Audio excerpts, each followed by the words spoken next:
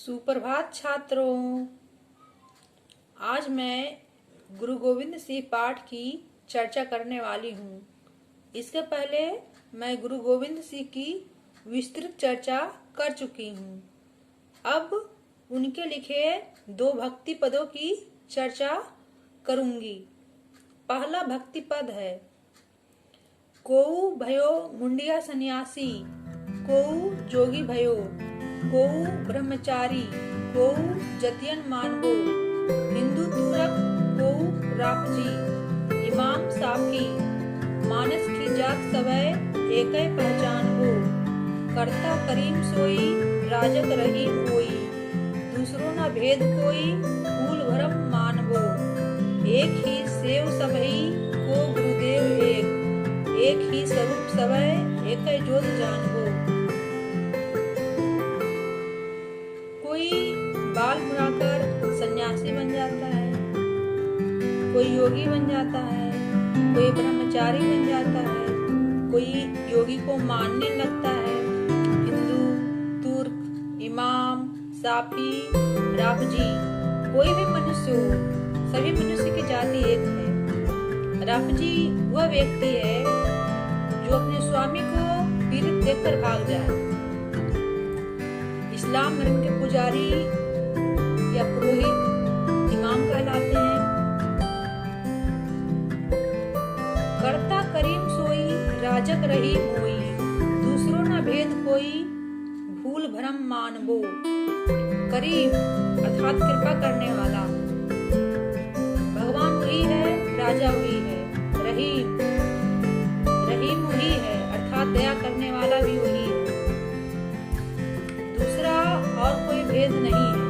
यदि मानव करीम और रहीम में कोई अंतर करता है तो यह उसकी भूल है। एक ही सेव सबही को गुरुदेव एक ही स्वरूप सवै एकै ज्योत जानवो।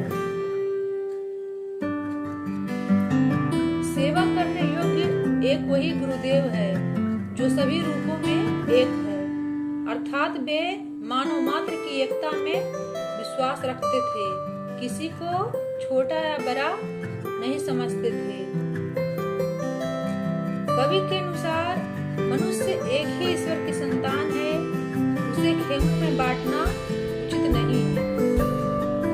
गुरु गोविंद सिंह की हमेशा यही इच्छा रही कि भारतीय जनमानस एक ही सर्वशक्तिमान की पूजा करे, भिन्न भिन्न देव पूजा में लिप्त होकर अपने बीच की दूरी को ना बढ़ाएं।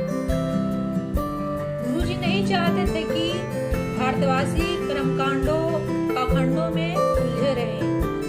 उन्होंने ईश्वर के स्वरूप और आराधना के अहम भूमिका स्वीकार करते हुए उन्हें नया रूप प्रदान किया। उनकी साधना पद्धति भक्ति और शक्ति की नवीन सत्ता की नींव रखती है।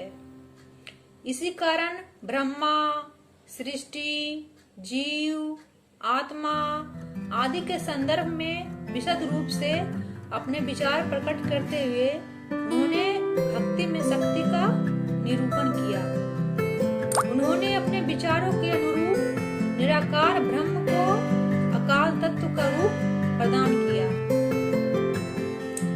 अब हम इस भक्ति पद से संबंधित कुछ शब्दार्थ देखते हैं।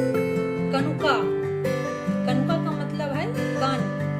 कोट मतलब करोड़।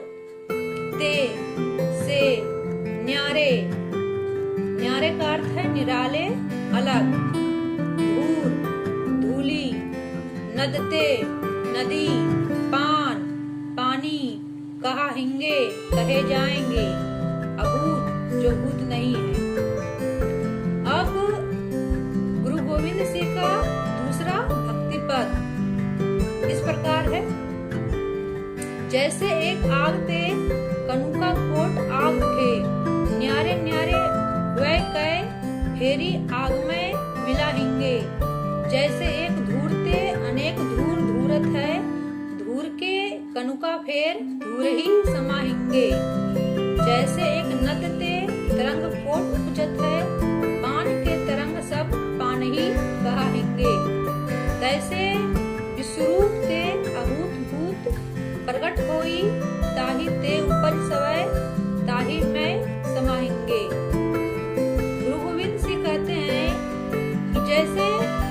एक चिंगारी से आग की करोड़ों चिंगारियां जलाई जा सकती है, अर्थात एक दिए से करोड़ों दिए जलाए जा सकते हैं। सभी दिए अलग अलग होकर भी आग का ही एक रूप है और आग में ही मिल जाएंगे।